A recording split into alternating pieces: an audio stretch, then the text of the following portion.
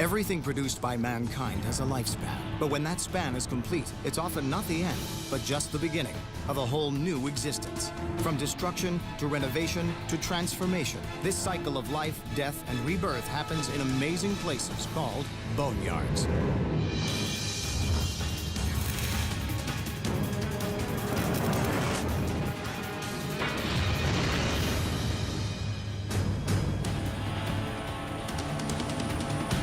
Virtual cities on the sea, offshore oil and gas platforms, and the rigs that drill them are among the largest man-made objects on Earth. Like icebergs, only a small portion appear above the waterline. Designed and built to ride out storms and earthquakes, they can be maintained to last for over 50 years. Most will outlast the deposits of oil and gas they've drilled and sourced. A boneyard of metal giants, waiting for new technology and new deposits to bring them back to life. Some will be cut down and pulled from their moorings, brought ashore to coastal boneyards, where they'll wait to be refurbished and sold to new operators, parted out and reused in new rigs, or cut up for scrap. Today, many are finding new roles. Some are converted into artificial reefs, and in the Gulf of Mexico, they're being reborn as producers of energy from a source that's abundant and endlessly renewable.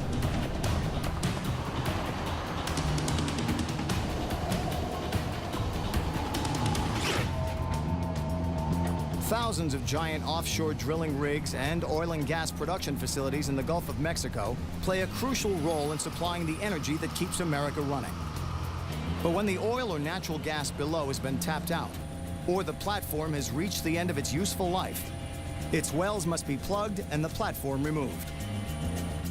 And that's why the coastline of the Gulf is dotted with vast boneyards crowded with these hulking structures, like this one at Allison Marine in Amelia, Louisiana. The upper deck's living quarters, helicopter pads, and towering support structures called jackets butt up against each other, awaiting their fate. These structures represent millions of dollars in materials, most of which is steel, and the high price of steel dictates how much of that investment can be recouped. Many will be cut up and sold to scrap brokers in other boneyards. Some will be sold to other operators and returned to work at sea again. Some will be cannibalized for their parts, and still others will be converted to a growing number of alternative uses, a testament to their robust, adaptable designs. When these remarkable machines are towed ashore, they're coming home to the very same places where they were built.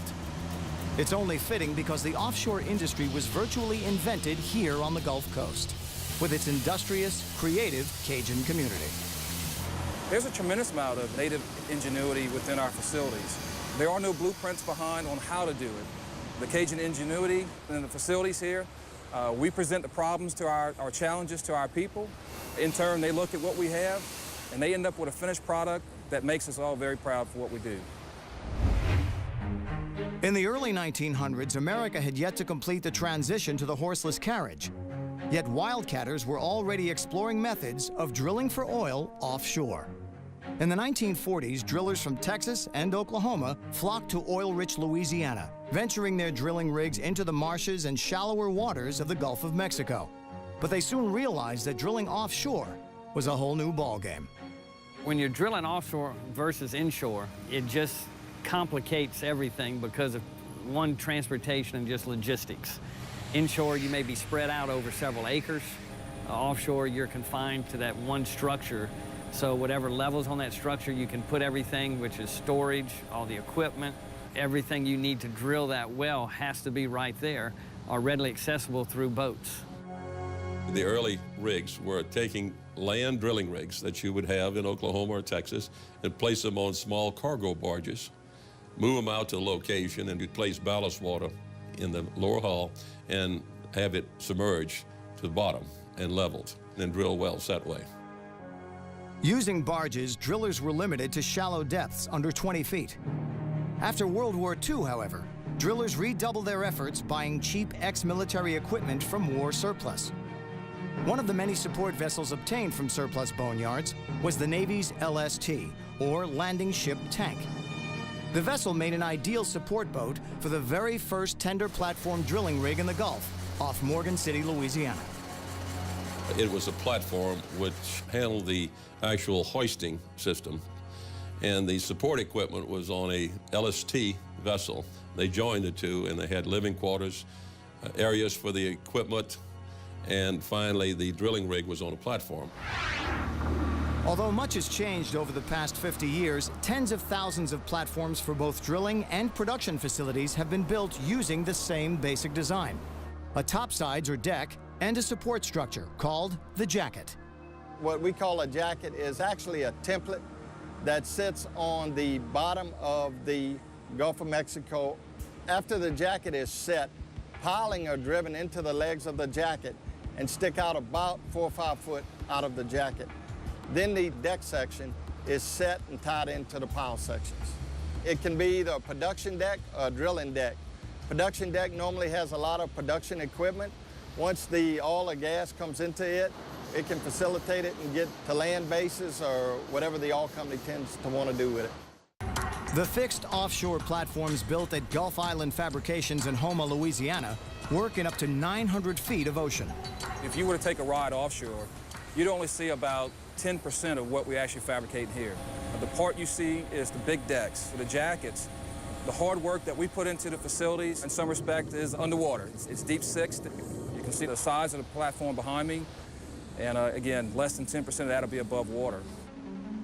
The jacket is made of giant steel pipe sections referred to as tubular members. We typically take a flat piece of steel. Our mills roll them, we weld them, we then join those sections together, and you end up with a 300 to 400 foot can or jacket leg. Much of the cutting and welding at Gulf Island is automated. As the braces and legs are welded together, the jacket begins to take its final form. The U.S. Minerals Management Service requires each component of the assembly to be ID'd with a tracking number.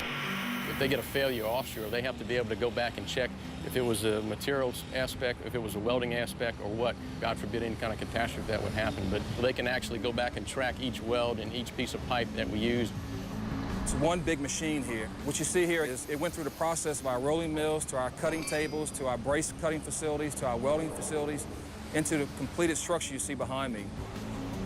Although engineered to withstand incredible stresses at sea, the jacket is vulnerable to stress when it is loaded onto the barge that will transport it offshore. The giants are moved by Mammoet transporters, remote-controlled flatbed vehicles with so many tandem axles, they look like centipedes on roller skates. The capability of each transporters is 200-ton capacity per transporter. We currently own 6 transporters, which equates to 1,200 tons of lifting capacity. To prevent stress on the jacket, the loadout must proceed slowly and methodically. Even if nothing goes wrong, 8 to 15 hours for the job is typical.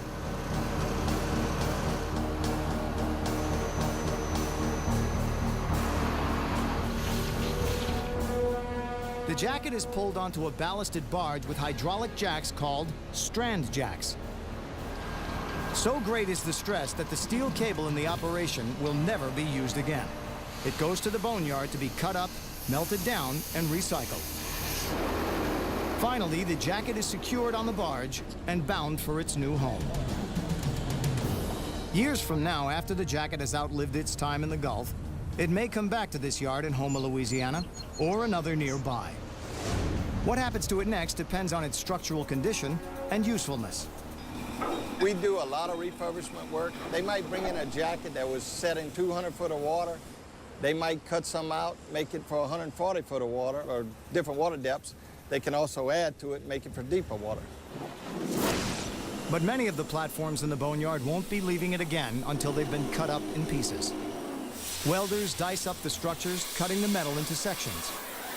The sections are craned over to another part of the yard where they're cut into smaller pieces. Then loaded onto trucks with a magnet grapple. The pieces may be hauled to Southern Scrap in New Orleans, further processed and barged up the Mississippi. Scrap brokers sell it to steel mills, where it is melted down and made into new steel. The mills will actually cast the steel again to be reprocessed back into the next project we have. 2 offshore facilities that escape the cutting torch sit just a few miles upriver from the Gulf at Morgan City, Louisiana.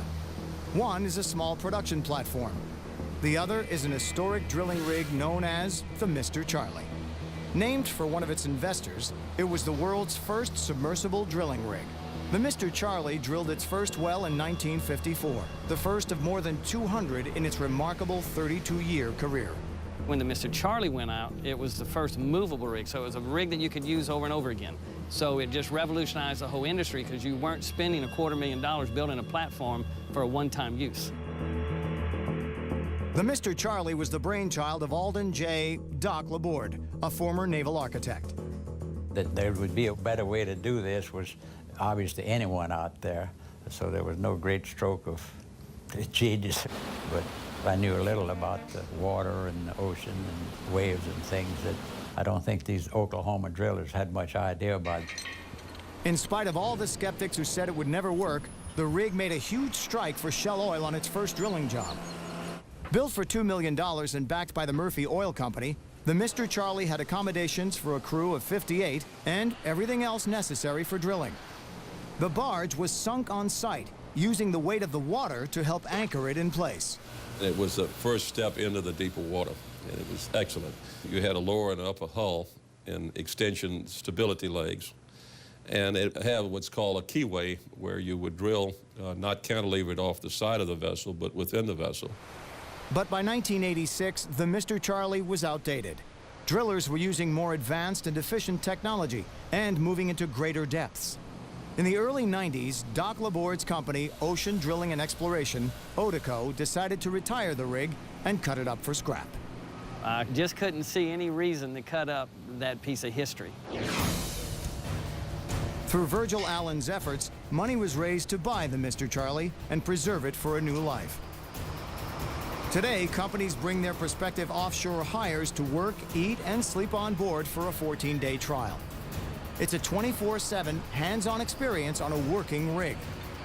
Some may decide the life is not what they expected and get off. For others, the Mr. Charlie opens up a whole new world. But even if it had been scrapped, in the continuing cycle of offshore life, the Mr. Charlie's steel may well have ended up in even newer and greater rigs and platforms.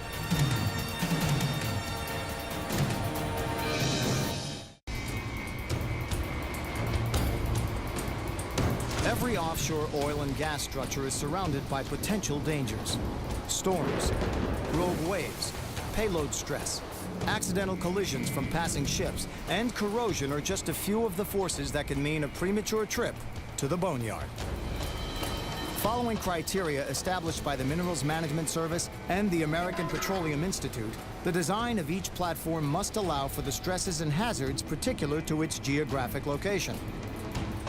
Platform Gale, for example, is one of more than 33 structures off the coast of California, where critical design includes the ability to survive earthquakes. Platform Gale is a drilling and production platform. We're about 10 miles from the coast of California. We have survived earthquakes on the platform without any major problems. They're fairly rigid. It's like being on the end of a whip when you've got this structure that's 750 foot tall, and it wants to sway quite violently at the surface. Owned by the independent oil company Veneco, Platform Gale is 900 feet tall, most of which is underwater. The jacket is anchored in place by steel pilings hammered several hundred feet into the seafloor. Radar reduces the risk of being hit by passing vessels. The platform's radar signature not only identifies it, but makes it appear considerably larger than its actual size. Erected in 1987, Gale has endured many natural disasters. But despite its robust design, Platform Gale can still succumb to the same threat that has ended the careers of more offshore structures than any other: an unsatisfactory profit margin. In 1999, when profits became insufficient, Chevron, the company that built Platform Gale, sold it to Veneco. Veneco is an independent oil company, and we specialize in oil recovery from older oil-producing facilities and leases. We feel that with our lower overhead that we can accomplish a profitable business by producing these older platforms and older facilities. The oil prices stay high enough, why this would be profitable for probably another 20 years. The higher the price of oil, the longer companies can tend to stretch out the life of a platform. When oil was $20 a barrel, $15 a barrel, the companies here were talking about pretty quick turnaround time for decommissioning, and now you rarely hear it. The platform currently produces over 11,000 barrels of oil a day from more than 24 wells, which vary in depth from 6,000 to 16,000 feet. The Monterey, the Sespe, the Upper Topanga, the Lower Topanga, those are names of the different producing geologic zones. Gale generates its own electrical power from turbine generators that run on natural gas, produced from its own wells called sour gas. Because the gas from these wells contains a poisonous compound called hydrogen sulfide, this compound is removed from the gas, producing a waste product called sulfur cake.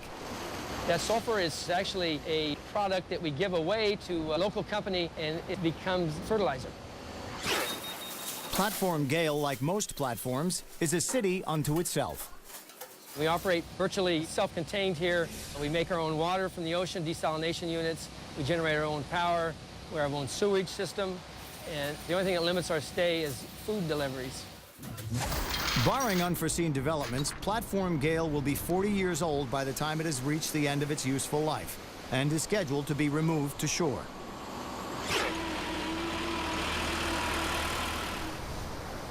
Regardless of the reasons why, the process of removing these structures is a highly specialized job, utilizing many of the skills and equipment common to marine salvage, including divers, heavy lift vessels, welders, and munitions experts.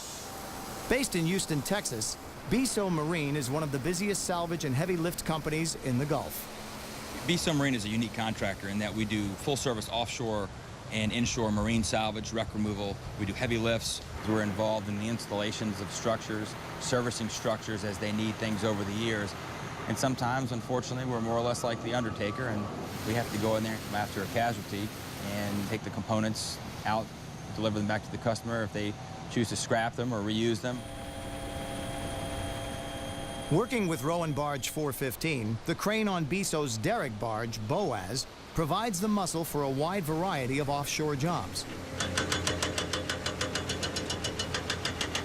The shackles on this 4.5-inch chain weigh 700 pounds apiece, with a working capacity of 500 tons. This monster is controlled from a bright yellow room on Rowan Barge 415 called the Schoolhouse. In this room, we have the survey people that put us on location and determine we're in the correct spot. We have monitors, and with that, we can watch the wire go down as it's being lowered to the diver where he can make it up to the chain, all through the controls here on the panel. With the right machines, lifting a steel giant from the ocean floor is easier than you might think. Okay, this controls our number 5 winch, and it's as simple as a turn signal on your car. It's a real light, easy pull, and with that, we can get 1,000 tons. All the underwater work, the cutting, rigging, setting explosives, and other activities are performed by the diver, with support from Barge 415. We are performing mixed gas dives. We are doing heavy rigging, jetting, burning on this job site, and everything's controlled from right here. Working at depths of over 250 feet, the divers can only spend about 30 minutes underwater to avoid nitrogen poisoning. After each dive, the diver will spend approximately 90 minutes returning to the surface and 2 hours in the decompression chamber. During each dive, the diver earns his pay doing a difficult job under hazardous conditions. The equipment that he's working with is 500-ton equipment. The size and the weight of this is astronomical. A shackle, which looks like a U that connects chain to cable, is as tall as a man. It's 6 feet tall. To connect this is very difficult because you've got nothing to stand on, so it's pushing and pulling. Watching the monitor feed from the ROV, remotely operated vehicle, the topside crew lowers the cables, chain, and gear the diver needs to cut and harness the heavy sections of rig for removal. We support it as best we can from the surface. We help him out there with the leads for the different tuggers that have to pull on the shackles or the heavy straps. But the man is down there on his own. He's going to do the job. When working on smaller rigs, the entire structure is sometimes removed in one piece, placed on a barge, and taken ashore. But a large production platform requires a different technique. Basically the opposite of the installation process. You start at the top, you remove the helideck, and then you take the topside facility off, and then you run some type of a cutting tool or explosives down the piling, and you cut the piling, and then you just simply lift the jacket away, leaving piling 15 feet below mudline. But when powerful hurricanes like Katrina and Rita strike the offshore oil fields, they create a path of destruction that will take years to clear. However, for the men and machines charged with picking up the pieces, there's more than one boneyard.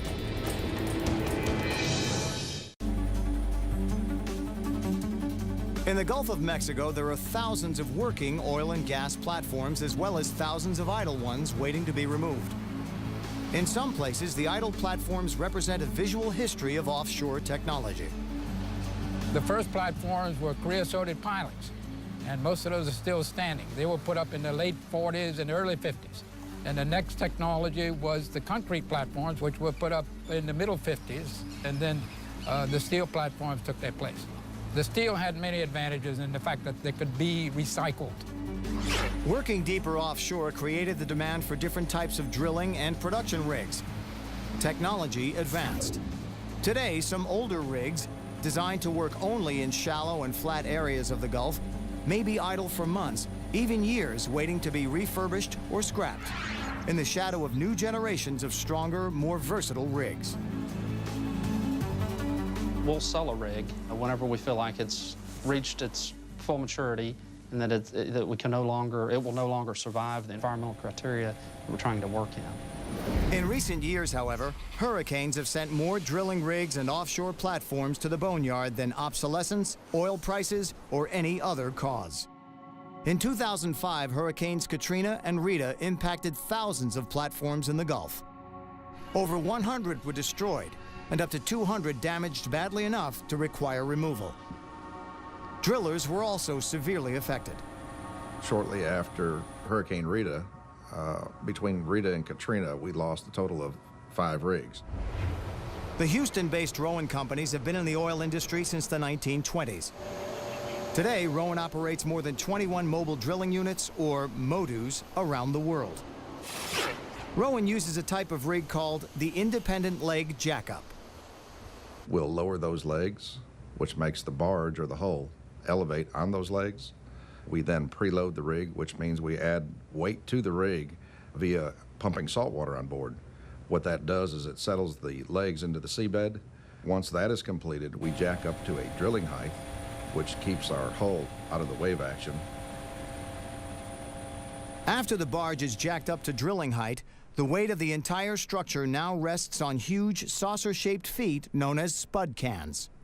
They're typically 26 to 30 feet tall and 40 to 60 feet diameter, very big. At the Rowan Boneyard in Sabine Pass, Texas, the company stores leg sections and other parts of rigs that were replaced during repairs. Parts like these are held for refurbishing and reuse, or cut up for scrap and recycled. However, 4 Rowan drill rigs destroyed by the 2005 hurricanes won't be raised and brought ashore for reuse or recycling.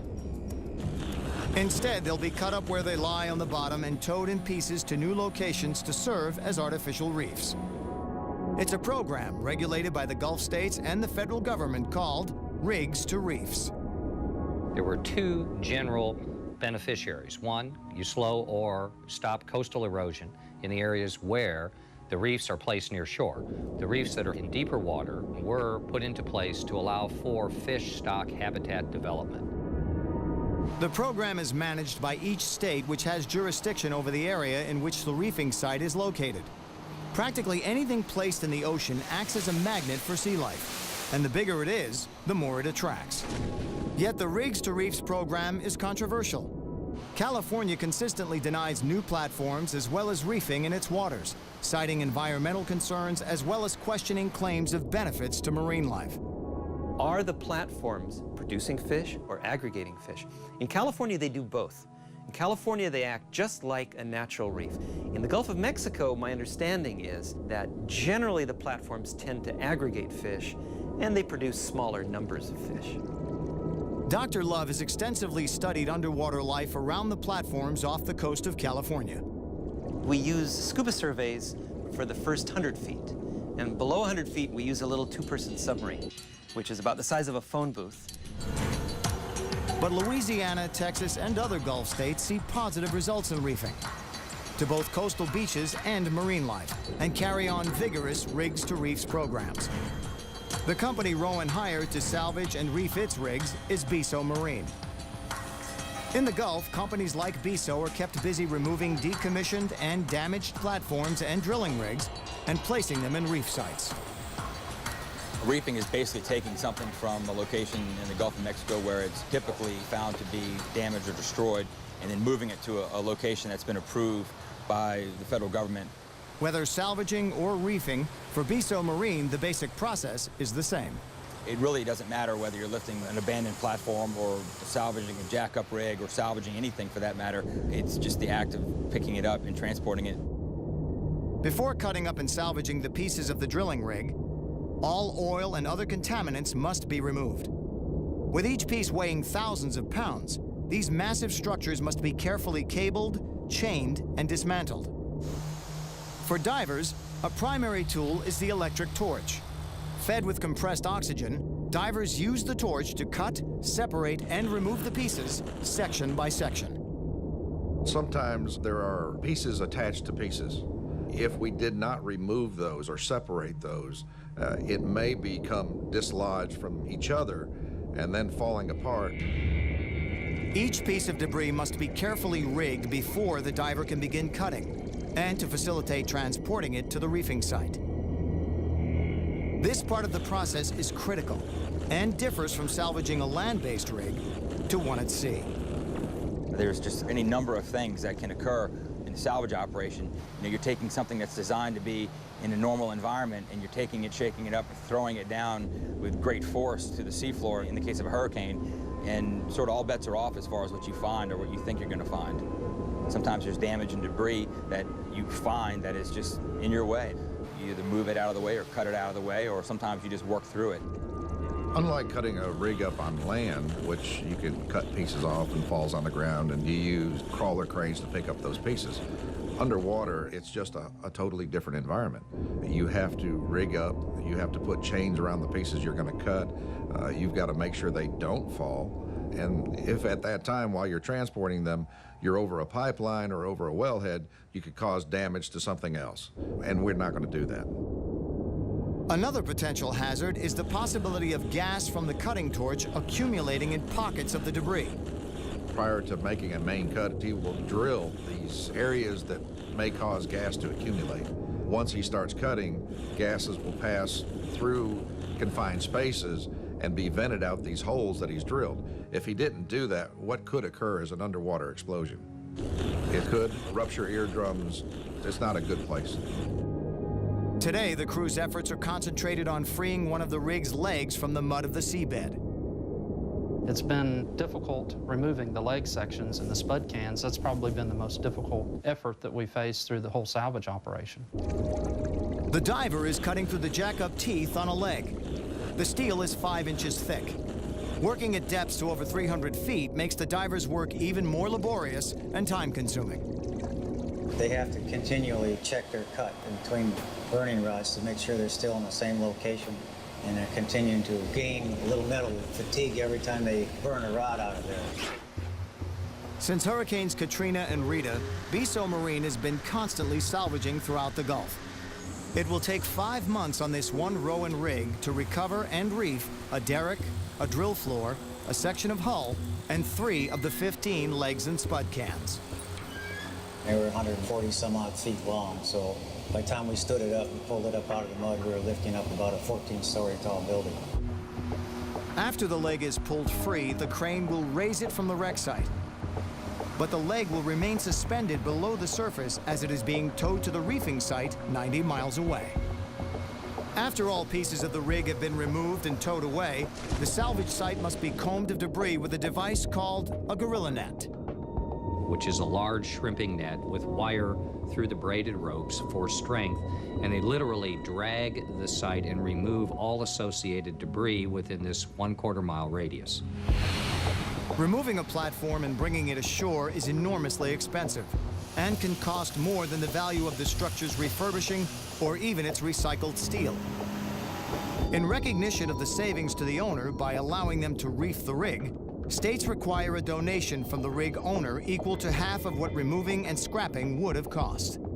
The benefits to the state are obvious. They not only receive the material for the Artificial Reef Program, they also receive funding to continue maintenance of that program. The cost to industry varies, but in general terms, you're looking at $100,000 to $200,000 for the smaller platforms, or in the case of special artificial reef sites, as much as $5 to $6 million donation to the state's particular program. Although Gulf Coast states have embraced the Rigs to Reefs program, California hasn't. Until it does, it's likely that when Gale and other platforms are decommissioned, they'll be towed ashore and scrapped. But on the Gulf Coast, some entrepreneurs are pursuing a new alternative to scrapping and reefing, one that utilizes their robust design to harvest energy.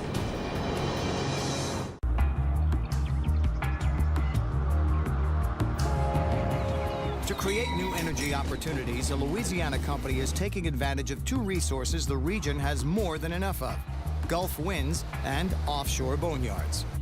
Based in New Iberia, Wind Energy Systems Technology, Inc., or WEST, is designing and creating the technology to convert idle offshore oil and gas platforms into platforms for wind turbines. By combining innovative turbine designs with existing petroleum production technology, they plan to be harvesting renewable energy from offshore wind farms in 2008. Harold Scheffler, the owner of a Cadillac dealership in Lafayette and a co-founder of West, got the idea after a conversation with a Cadillac buyer in the offshore oil business. A customer was griping about the high cost of taking all this equipment out when they were through with it. And it was a horrendous expense. And I made the comment, if you guys knew you were in the energy business instead of the oil business, when you were through with producing oil on those platforms, you'd put wind turbines on them and have them operational for the next 100 years. And he laughed and said one of those things wouldn't produce enough power to charge a 12-volt battery on the shore.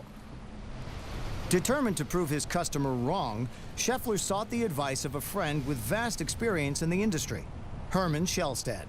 We did a basic study of that and found that the platforms were way adequate to do this. He was elated.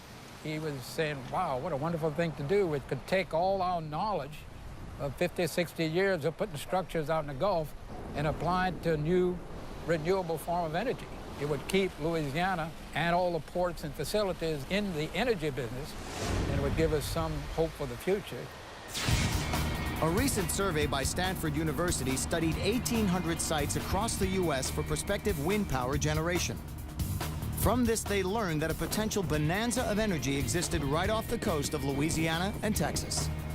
They ranked it from 0 to 7, with 7 being a premier site. There were only 23 Category 7 sites, and 6 of those are here in the Gulf from the mouth of the Mississippi to the Sabine River. So we're sitting here in a premier area in terms of wind. Scheffler and Shellstead also went to Europe to study offshore wind farms there. Germany has power for 22 million homes, 10% of their power. Within 5 or 6 years, we could be as much as 10% of the power if we chose to do that. We think offshore wind can play a major role in that issue. You know, it's a no-brainer. It's free, the fuel is free. They returned satisfied that Gulf Coast offshore jackets and platforms are built much stronger than European windmill bases, far more able to withstand the stresses of both wave action and turbine vibration. We think the technology of using a jacket that's placed on the bottom and then pilings are pushed through the legs of the jacket, that's the typical structure that's here in the Gulf, will be a much stronger platform. And we have platforms here that's been out here 50 years through many storms and hurricanes, and they're just as level as the day they were put out here. By combining state-of-the-art wind turbine technologies with the expertise and experience that virtually wrote the book on offshore oil production, Scheffler and Shellstead see a bright future for offshore wind farms. There are over 4,000 platforms in the Gulf of Mexico. Scheffler and Shellstead estimate that approximately 1,000 of them can be used for wind farms. Though they first attempted to build in state waters off Louisiana, their first wind farm will be off Galveston, Texas. Texas has the infrastructure to sell the power, to receive it into the grid, to allow for renewable energy credits. Before placing their wind turbines, they must first complete research on wind patterns and routes of migratory birds. This study is underway with the aid of a meteorological tower they've erected on a platform on the Galveston site. If the study concludes the site is appropriate, a new topside will be installed to support the first of their wind turbines. We also have a new design that is a marriage between the wind industry and the oil industry. Our new designs have three major features, one of which is a vibration isolator to take the vibration out of the platform. The next is a retractable leg where the actual center member is retracted down to the water level. And third, we have folding blades so we can prepare our wind farm to withstand a direct hit from a hurricane. If we go with 2.5 megawatt units or 3 megawatt units, which we're leaning towards, propeller size will be 155 feet. 310 feet is the diameter of the whole unit. The hub height is 280 feet. The power from the individual platforms will be sent to a platform that serves as a gathering station, which would regulate the power and send it to shore through an armored underground cable. The work of converting the platforms will be done at local fabrication facilities, providing jobs and bolstering the local economy, transforming offshore boneyards built for pumping oil into wind energy generators. We'll go to the scrapyard and take the steel platforms that are coming from offshore. We may get a platform that's out there in 600 feet of water. And out of that one platform, we could make many platforms to go in this water that's 10 feet, just by cutting it and redesigning the top and turn them to a viable platform for offshore wind. Herman and Harold continue to explore ways to establish wind farms in Louisiana's waters. One of the sites they're most interested in is the Rabbit Island Field. What we're looking at is concrete platforms which are no longer built. They were generally in very shallow water, generally in state waters. One of the major power companies in Louisiana is looking at putting a system here. Unlike steel, concrete platforms cannot be taken ashore to be scrapped and recycled. If a wind farm is developed here, it would convert an abandoned concrete boneyard into yet another energy source for the state of Louisiana.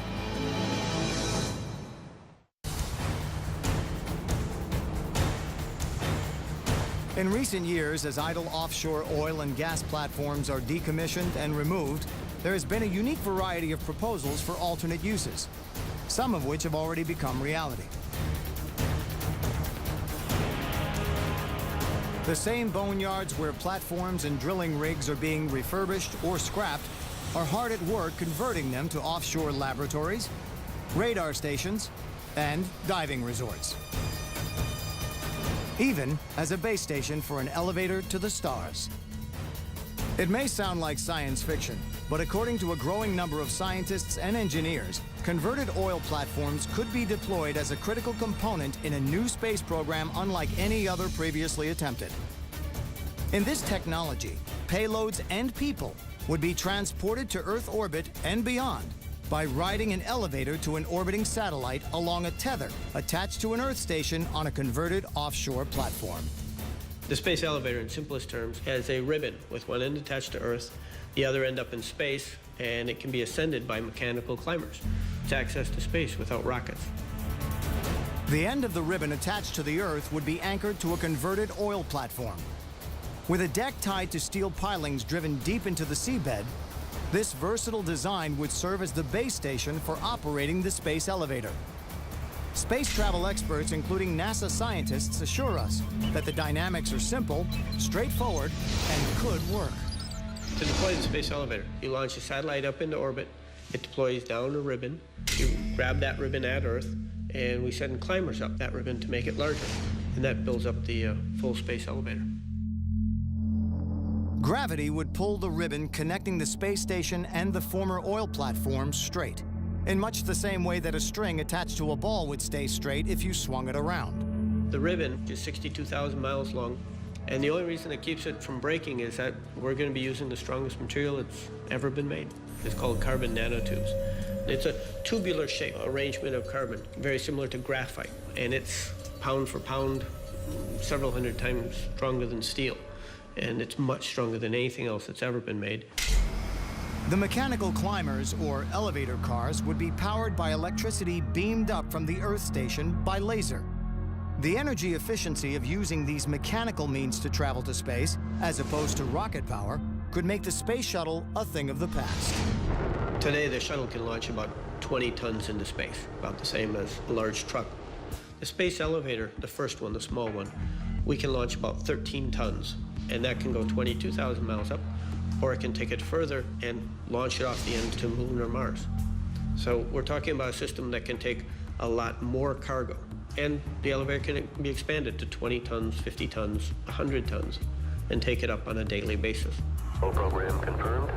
Though NASA remains committed to using rockets to escape Earth's gravity, they are encouraging development of the space elevator with ongoing Centennial Challenge contests. There are two competitions.